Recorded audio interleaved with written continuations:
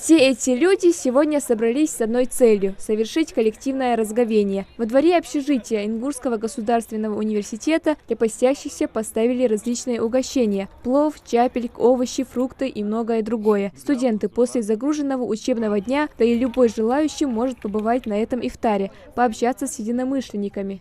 Это мероприятие объединяет всех мусульман нашего вуза, поскольку у нас обучаются не только ингуши, но и представители других национальностей. Например, к нам приехали студенты из Индии, Чечни, Дагестана и так далее.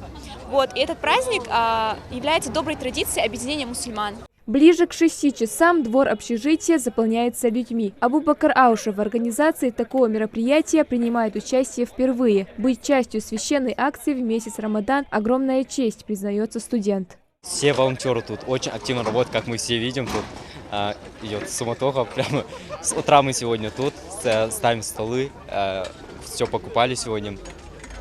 Мне кажется, что нужно чаще проводить такие мероприятия.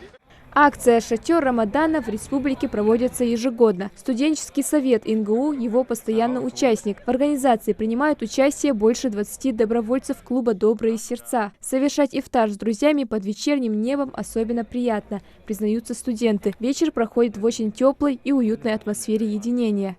Стоят девушки, все время готовят вместе, знакомятся друг с другом, тоже парни знакомятся друг с другом. Вместе играем какие-то игры, кушаем. И в первую очередь это делается для волонтерства, то есть для помощи нуждающимся. У нас в общежитии есть очень много людей из других стран, у которых нет возможности самим себе готовить еду, и в этот день мы их угощаем нашими национальными блюдами.